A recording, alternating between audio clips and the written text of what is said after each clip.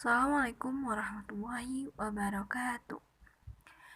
Nama saya Aldila Nurpuji Asipadang dari PMM 2 semester 6. Di sini saya akan menjelaskan sifat kelengkapan R.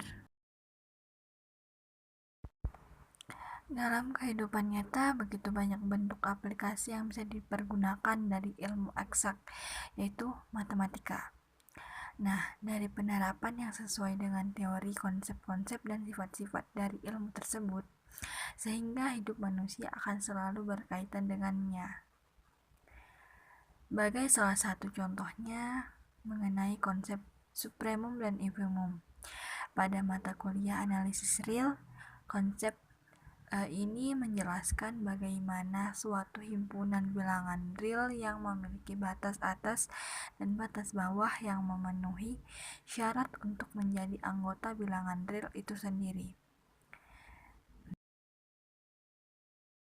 Nah, pada bagian ini diberikan salah satu sifat dari R yang sering disebut dengan sifat kelengkapan. Sebelumnya, perlu kita jelaskan terlebih dahulu tentang konsep supremum dan infimum. Pada definisi 2.3.1,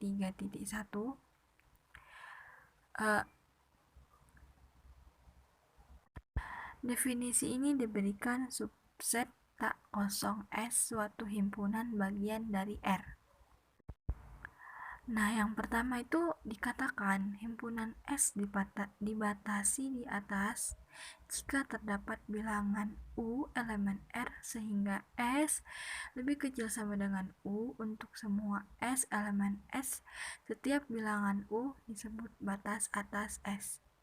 Nah, yang kedua, dikatakan himpunan S dibatasi di bawah jika terdapat bilangan W elemen R sehingga W lebih kecil sama dengan S untuk semua S elemen S. Setiap bilangan W disebut batas bawah S.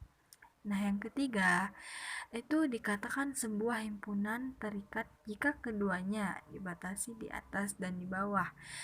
Dan jika tidak terikat satu himpunan, maka tidak dikatakan terikat. Nah, misalnya himpunan S sama dengan X elemen R dibanding X lebih kecil sama dengan 2. Dibatasi di atas 2 dan angka yang lebih besar dari 2 adalah batas atas S. Himpunan ini tidak memiliki batas bawah sehingga himpunan tersebut tidak dibatasi di bawah, maka tidak terikat meskipun dibatasi di atas.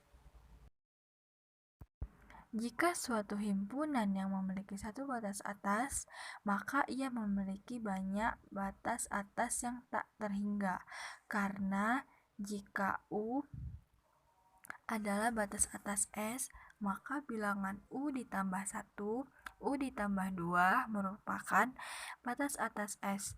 Begitu juga dengan batas bawah. Dalam himpunan batas atas S dan himpunan batas bawah S, elemen terkecil dan terbesar masing-masing dalam definisi. Nah, selanjutnya kita ke definisi yang kedua. Definisi 2.3.2 yang dimana pertama, bila S terbatas di atas, maka batas atas U itu dikatakan supremum atau batas atas terkecil, yaitu dari S jika tidak terdapat bilangan yang lebih kecil dari U yang merupakan batas atas dari S, atau jika memenuhi kondisi di mana U adalah batas atas dari S dan jika V adalah sembarang batas atas S, maka U lebih kecil sama dengan V. Nah, yang kedua, bila S terbatas di bawah, maka sebuah batas bawah W dikatakan sebuah infimum atau batas bawah terbesar.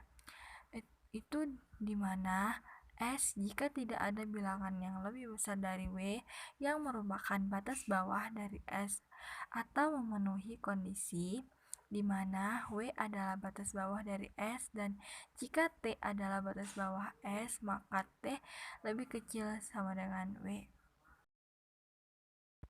Bila supremum atau infimum dari suatu himpunan S ada, kita akan menuliskan dengan supremum S dan infimum S. Ada 4 kemungkinan dari suatu himpunan bagian R terkait dengan supremum dan infimum, yaitu pertama, mempunyai keduanya, yaitu infimum dan infimum.